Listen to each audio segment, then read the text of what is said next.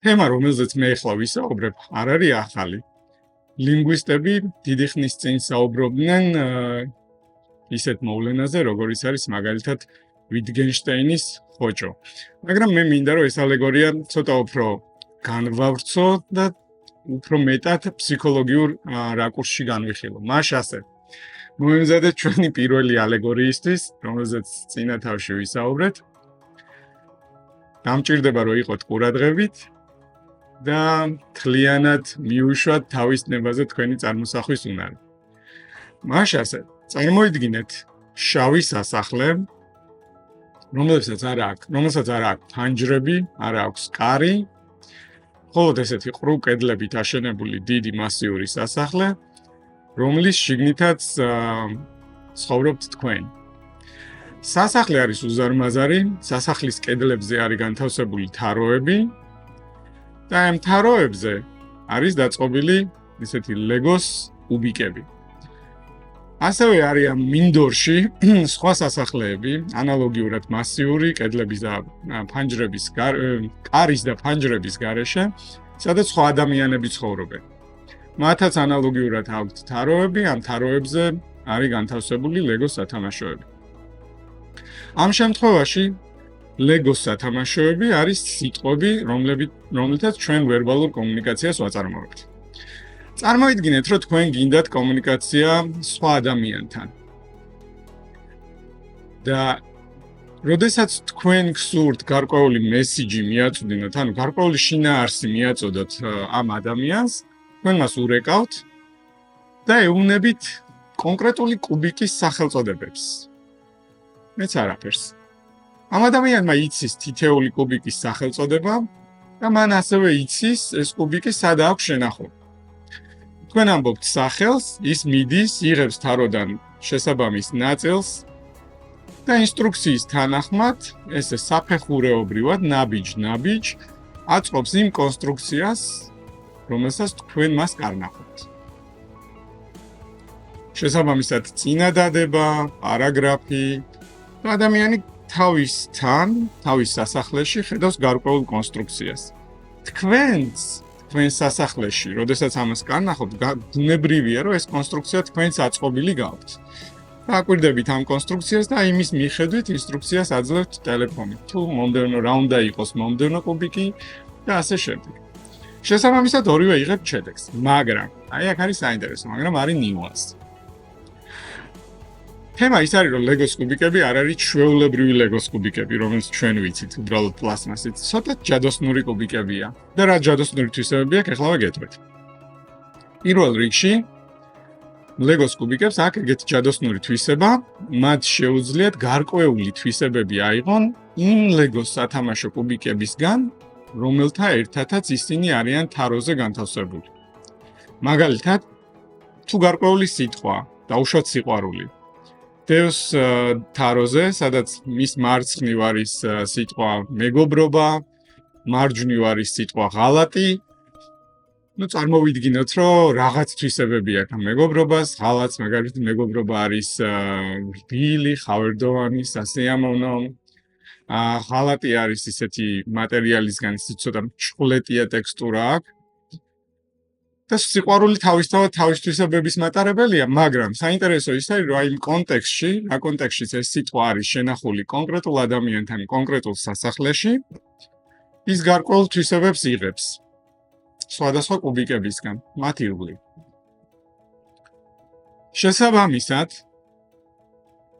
კონკრეტული კუბიკი, სახელად სიყვარული, თქვენთან შეიძლება იყოს განსხვავებული, ვიდრე ამ ადამიანთან. შეცდომა, რომელსაც ჩვენ ძალიან ხშირად უშვებთ, არის ის, რომ ჩვენ რატომღაც წარმოგვიდგენია, რომ ეს კუბიკები, რომლითაც ჩვენ სხვა ადამიანს ვთხოვთ კონსტრუქციის აწყობას, არის აბსოლუტურად იდენტური და ზუსტად ისეთი, როგორც თქვენთან. ეს არის ძალიან მნიშვნელოვანი პირველი თვისება, რომელიც ამ ტიპის კომუნიკაციას ახასიათებს. თუმცა, ყოველი ადამიანი თავის ცხოვრების განმავლობაში, გამომდინარე თავისი გამოცდილებიდან, ცხოვრებისეული სიტუაციიდან, რწმენა წარმოდგენებიდან, ამ სიტყვებს განალაგებს მისთვის კომფორტული, მისთვის ლოგიკური ფორმით და კონტექსტი თითოეული სიტყვისთვის, განსხვავებულ სასახლეებში, განსხვავებული ადამიანებისთვის არის სხვადასხვა. შესაბამისად, თვისებებიც, რომელსაც ესა თუ ის სიტყვა იძენს, არის სხვადასხვა. როდესაც ჩვენ ვსაუბრობთ ჩვეულებრივ ნივთებზე, იმიტომ რომ ჩვეულებრივი ნივთები ან საგნები უფრო მეტი შეგრძნების ორგანოთი შეგვიძლია აღვიქვათ, შეგვიძლია შევეხოთ, შეგვიძლია წონა ვიგრძნოთ, ტაქტილურად შევეხოთ, სუნი ვიგრძნოთ გემო. მეტნაკლებად ჩვენი ინდექსი ილუზიის, რომ აი ამ სიტყვას უფრო ზუსტად აღიქვამს სხვა ადამიანი იზრდება. ნუ მაგალითად, თუ ჩვენ ვსაუბრობთ წითელ ვაშლზე, ჩვენ თითქმის აბსოლუტურად ზუსტად ვართ დარწმუნებული, რომ წითელი ვაშლი სხვა ადამიანისთვისაც არის ზუსტად ისეთი, როგორც ჩვენთვისაც. თუმცა, აქაც უნდა ვთქვათ, რომ თუნდაც იგივე წითელი ფერი სხვადასხვა ადამიანებისთვის სხვადასხვანაირად აღიქმება, ხო? ჩვენი თვალი ფიზიოლოგიურად განსხვავებულია, პროგრამულად ინფორმაციას როგორც ვამუშავებთ განსხვავებულია და ძალიან კარგი მაგალითია, მაგალითად დალტონიკები, რომლებიც საერთოდ ვერ აღიქვამენ, ბევრი ადამიანი ვერც კი აღიქვამს. მაგრამ თუ ჩვენ როგორღაც არ მოვახდენთ ამის იდენტიფიცირებას, ჩვენ ესეთ ინგლისურად კარგად იქნება by default ნაგულისხმევად ჩვენ ვფიქრობთ და გვაქვს ილუზია, რომ ყველა ადამიანი ერთნაირად აღიქვამს სიტყვებს და იმ ნიშნულობებს, რომელიც ამ სიტყვების ირგვლივ იმალება. ანუ კიდე ერთხელ რომ მიუბრუნდეთ ჩვენს ალეგორიას, პირველი ილუზია, რომელსაც ვიქმნით, არის ის, რომ კონკრეტული ლეგოს სათამაშო, კონკრეტული ფიგურა ზუსტად ისეთია სხვა ადამიანთან, როგორც ჩვენს სასახლეში, ჩვენს სამყაროში. მეორე მნიშვნელოვანი თემა, რომელიც უნდა გვახსოვდეს კომუნიკაციისას, არის ის, რომ ლეგოს სათამაშოები ძალიან ხშირად, ესეთი ძალიან წვრილი, მაგრამ მყარი თოკებით მიბმული არის სხვა სათამაშოებზე. და ძალიან ხშირად ხდება, რომ ავიღებთ გარკვეულ სიტყვას და მას სხვა სიტყვები ავტომატურად იმდენად მჭიდროდ არის დაკავშირებული, რომ ის სიტყვები ავტომატურად მოყვება. და ძალიან ხშირად ალბათ დაკვირვები ხართ, ალბათ გაიხსენებთ, შეძლებთ გახსენებას, რომ გქონიათ შემთხვევა, როდესაც თქვენ საუბრობთ და ირტყვით გარკვეულ სიტყვას, იმ ადამიანს მიბმული აქვს სიტყვები, რომლებიც არის მაგალითად ტრავმატული გამოცდილება, რაღაც მტკივნეული იყო მისთვის, ან მისთვის ძალიან მიუღებელია და ასე შემდეგ. და ინგლისურად კარგი სიტყვა ასევე ტრიგერი, მოდი ვთქვათ ქართულად აღმძრავი. აი უცებ ის მიბმული სიტყვები, ის კონტექსტი ამ სათამაშოს, როდესაც ადამიანი საერთოდ არ ელოდა, უცებ წამოყვა უამრავი კონტექსტი. რაღაც ისეთი, რაც ფეთქებად საშიში იყო.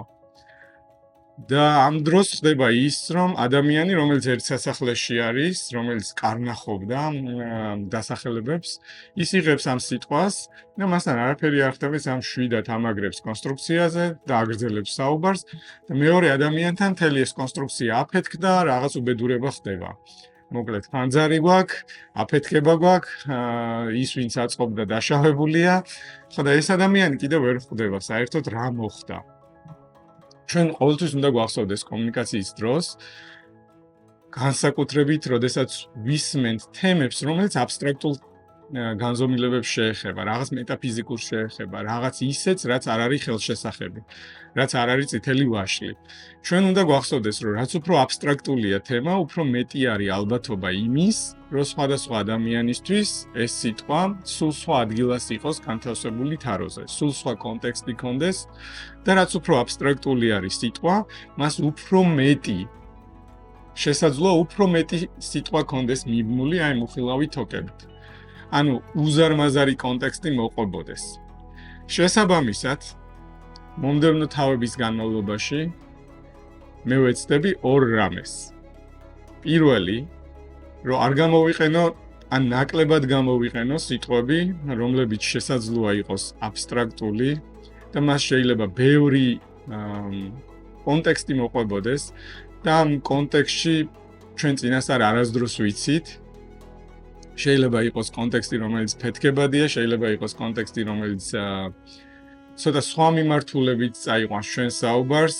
და მოკლედ საბოლოო კონსტრუქცია, რომელსაც თქვენ აწყობთ, თქვენთან არ იქნება ისეთი, რომელსაც მე ვცდილობ, რომ თქვენ განმოგცეთ, ან უბრალოდ მე ვახსენებ რაიმე თემას, რომელიც თქვენ დაგატრიგერებს. ანუ გამოყვება რაიმე სიტყვა, რომელიც ფეთქებადი არის და თქვენ იგრძნობთ არასასიამოვნო შეგრძნებას. ან არ დაეთანხმებით, იგრძნობთ გაღიზიანებას და ასე შემდეგ. ვინაიდან ეს არის პირველი შესავალი კურსი, მე არ მაქვს მიზნად, არ მაქვს ამოცანა, რომ თქვენში რაიმე მძაფრი ემოციები გამოვიწვიო, მაქსიმალურად მინდა იყოს რბილი, ჰავარდოვანი კურსი, იმიტომ რომ შესავალი კურსია. ამიტომ ძალიან ვეცდები, რომ ნაკლებად გამოვიყანო ისეთი სიტყვები, რომლებსაც ბევრი კონტექსტი აქვს, ან შეიძლება კონდეს მიბმული. მეორე, როდესაც ამ კურსის შედგენას ვცდილობდი და ჩამოვწერე, რა თემებად დამეყო და რა თემები განმეხილა, რაზე მესაუბრა, მივხვდი, რომ ძალიან ბევრი იყო ცდუნება, რომ მეხსენებია გარკვეული ალეგორიები, რომელიც თქვენთვის კარგად არის ცნობილი, შეიძლება რელიგიიდან, შეიძლება ცნობილი ადამიანის გამონათქვამები, ანდაზები, რწმენები და ასე შემდეგ, მაგრამ მე ძალიან ცნობიერად და მიზან მიმართულად ვეცდები, რომ ამ ალეგორიებს გვერდი აუვარო. ამის დროც მოვა, სხვა კურსები გვექნება, სადაც კონკრეტულად ფოკუსირებულად შეიძლება გამიხილოთ ესა თუ ის თემა და მისი ურთიერთქმედება ადამიანთან და ასე შემდეგ და ასე შემდეგ, ჩავშალოთ ღრმად. თუმცა შესავალ კურსში მე ძალიან ვეცდები ამ მსგავს ალეგორიებს მოვერიდო. ასევე თხოვნა მექნება თქვენთან. პრინციპში ორი თხოვნა მექნება თქვენთან. პირველი, თუ თქვენ კურსის მოსმენის დროს რაღაც გაგახსენდებათ ალეგორია, გაგახსენდებათ უკვე გააზრებული და იტყვით, ხო, პრინციპში აი როგორც იქ არის. ჩემი თხოვნა იქნება, რომ ამ ცნობიერი იყოთ ამ პროცესის და იყოთ ძალიან ფრთხილი, რადგან რასაც ჩვენ ვცდილობთ, ნებისმიერი კურსი, რომელიც მგონია, რომ არის ფილოსოფიაზე ნებისმიერი კურსი, თერაპიის, თვითგანვითარების ნებისმიერი წიგნი, რომელსაც ვკითხულობთ, თუ ჩვენ გვინდა განვითარება, მგონია, რომ იდეა არის აღმოვაჩინოთ რაღაც ახალი. თუ ჩვენ სამყაროს ან მასალას, რომელსაც ვიღებთ, იგივე პრიზმით, იგივე ოპტიკით შევხედავთ, რა ოპტიკითაც უყურებდით აქამდე, მაშინ ძალიან რთულია დავინახოთ და გავარჩიოთ რაიმე ახალი, ხო? ანუ არსებული კანონზომიერებით, პატერნებით, ძალიან ბევრ ინგლისურ სიტყვას ხმარობ, რომელსაც ქართული ანალოგი არ აქვს და უნდა მაპატიოთ. თუ ჩვენ იგივე ოპტიკით დავაკვირდებით სამყაროს, რა ოპტიკითაც ვაკვირდებოდით აქამდე, თუ ჩვენ ყველაფერზე ვიტყვით, რომ ეს ხო ვიცი, ეს ესია, ძალიან გაგვიჭირდება, რომ იქ გავარჩიოთ რაღაც ახალი დეტალი, რაღაც ახალი ნიუანსი, ან უბრალოდ სხვა კუთხით დავინახოთ. ან დავინახოთ რაიმე ისეთი, რასაც აქამდე უბრალოდ ვერ ვხედავდით. თუ ჩვენ გვინდა რომ რაიმე შევცვალოთ, უნდა ვეცადოთ, რომ გარკვეულ თემებს სხვა კუთხიდან შევხედოთ. და ამ თემაზე ჩვენ კიდევ უფრო მეც ვისაუბრებთ. ესე რომ პირველი რასაც გთხოვთ არის ის, რომ თუ თქვენ გაგიჩნდათ თავში ალეგორია, ან რაიმე შედარება, ან თემა, რომელზეც უკვე ნაფიქრი გაქვთ და უბრალოდ არ დაეთანხმოთ, უბრალოდ არ მიიღოთ, ან არ უარყოთ აზრი, რომელსაც მე გაწვდით, გთხოვთ მოიკრიბოთ ნებისყოფა და ეცადოთ, რომ ეს თემა კიდე ერთხელ დაამუშავოთ. მიუხედავად იმისა, თქვენ წინასწარ რა განწყობით ხართ ამ კონკრეტული თემის მიმართ. მეორე, რასაც გთხოვთ, თუ ჩვენი შესავალი კურსის განმავლობაში მაინც იგრძენით, რომ არის თემა, რომელიმაც თქვენ გაგაღიზიანათ, შეგეხოთ, ან ნებისმიერი ნეგატიური ემოცია აღძრა, გთხოვთ დროებით მაპატიოთ. ეს წენა ან ნეგატიური ემოცია უბრალოდ გვერდით გადადოთ და ეცადოთ, რომ მინიმუმ შესავალი კურსი ბოლომდე დაამთავროთ. რადგან ჩვენ ამ ყველაფერზე კიდევ უფრო მეტად ვისაუბრებთ, რატო ხდება ეს ყველაფერი და რაც ყველაზე მთავარია, როგორ გავუმკლავდეთ ამ ყველაფერს. მაშ ასე, ეს იყო პირველი თემა, ვერბალური კომუნიკაცია. ძალიან ბევრი არის, რაც მინდა რომ თქვა, მაგრამ ამავდროულად ვცდილობ, რომ ძალიან მოკლე თავები იყოს, რომ არ გადაგღალოთ და როგორც თქვით, 20% იქნება თეორია და 80% მე მინდა გთხოვოთ, რომ იყოს საშინაო დავალება, პრაქტიკული სამუშაოები და მაშ ასე. როგორც თქვით, საშინაო დავალებები ყოველთვის ორ ნაწილად იქნება გაყოფილი, დავალებები, რომელსაც მომენტალურად გააკეთებ და დავალებები, რომლებიც განგრძობითია დროში. როდესაც დრო გეკნებათ, გთხოვთ აიღოთ პასტა და ფურცელი და ჩამოწეროთ თქვენთვის ის აბსტრაქტული თემები და ცნებები, რომლებიც თვლით, რომ თქვენი პიროვნებისთვის ძალიან მნიშვნელოვანია, აი ქვაკუთხედს, რასაც ეძახიან, ესეთ ფუნდამენტში დევს, რა არის ეს ცნებები თქვენთვის და გთხოვთ ეცადოთ ამ ფურცელზე ესეთი გააკეთოთ რუკა. და დააკავშიროთ ამ სიტყვებს ის თემები, რომლებიც მათ ლოგიკურად თქვენ სამყაროში, თქვენ სასახლეში უკავშირდებათ. ანუ რეალურად, რასაც ახლა გთხოვთ, არის ის, რომ რეკონსტრუქცია გააკეთოთ იმ თქვენი თაროების, რომელზეც ეს ლეგო სათამაშოები გაქვთ. ნუ აიღებთ ძალიან ბევრ სიტყვას, შეიძლება აიღოთ 5 ან 10 და თქვათ, აი კონკრეტულად მაგალითად სიყვარული, რა სხვა თემები უკავშირდება ამ ცნებას. როგორ გავლენას ახდენენ და რისგან შედგება, აი რა დაკავშირებები არის. შეგიძლიათ გააკეთოთ აქცენტი ისეთ სიტყვებზე, რომლებიც თქვენი ტრიგერებია, რაღაც მძაფრ ემოციას აღძრავს თქვენში. მაგალითად, სიტყვა, რომელზეც ყოველთვის ხიზიანდებით. მაგალითად, როდესაც ვინმე გეუბნებათ დამშვიდდი, აი შეიძლება იყოს ესეთი სიტყვა, რომელზეც თქვენ მიბმული გქონდეთ რაღაც ნეგატიური კონტექსტი, ან თქვენში აღძრავდეს გარკვეულ ემოციას. ხოთ ეცადეთ, რომ გააკეთოთ ესეთი რუკა და ზედ აღნიშნოთ. თუ რა ახდენს აი ამ ცნებაზე, ან ამ სიტყვაზე გავლენას. ეს არის პირველი დავალება, რომელიც არის დროში ფიქსირებული. მეორე დავალება არის განგრძობითი, რომელიც უკვე მოითხოვს ცნობიერების გარკვეული სავარჯიშო არის ერთგვარი. თქვენ ნახავთ, რომ ჩვენ ადამიანებს ძალიან გვიჭირს ფოკუსის გაჩერება ერთ რამეზე, განსაკუთრებით თანამედროვე სამყაროში. ამას უამრავი მიზეზი აქვს, მაგრამ ამის გავარჯიშებაც შეიძლება. ესე რომ მე ყოველთვის ვეცდები, რომ იყოს განგრძობითი სავარჯიშოები, დავალებები, რომელიც ამავდროულად არის სავარჯიშოები. მეორე დავალება არის განგრძობითი და მე მინდა გთხოვოთ, რომ აწარმოოთ ბლოკნოტი. ეს ბლოკნოტი ჩვენ სხვა დავალებებზეც გამოგვადგება და მე მინდა რომ ერთი კვირის განმავლობაში დააკვირდეთ კომუნიკაციას. დააკვირდეთ სხვა ადამიანებს, რომლებიც გესაუბრებათ თქვენ და როდესაც თქვენ ესაუბრებით სხვებს. მინდა რომ დაიჭიროთ ის მომენტები, რომლებიც დღეს ჩვენ აღვნიშნეთ, კერძოდ, როდესაც სიტყვა, რომელიც თქვენს სასახლეში გეგონათ, რომ არის ძალიან კაფიო, ნათელი, აღმოჩნდა, რომ სხვა ადამიანისთვის არის განსხვავებული თვისებების მატარებელი და სხვანაირი შემადგენლობის. და თქვენ გარკვეულწილად კომუნიკაციაში მოგიწიათ ამის დაზუსტება. აი გთხოვთ ესეთი სიტყვები ამოიწეროთ და მიაწეროთ, იქვე განმარტოთ, თუ რა იყო ის განსხვავება, რომელსაც თქვენ შეხვდით. ანალოგიურად, როდესაც სხვა ადამიანი გეტყვით, როდესაც თქვენ სხვა ინტერპრეტაცია გავუკეთეთ, აღმოჩნდა, რომ ის სიტყვა თქვენ სასახლეში არის განსხვავებული და ადამიანი სულ სხვა რამეს გულისხმობდა. მეორეს მხრივ, ასევე ერთი კვირის განმავლობაში მინდა რომ დააკვირდეთ ეგრეთ წოდებულ ტრიგერებს. მინდა დააკვირდეთ და იპოვოთ სიტყვები, ესე პირდაპირ შეაგროვოთ, როგორც მეტალოდეტექტორით ვეძებთ ხოლმე.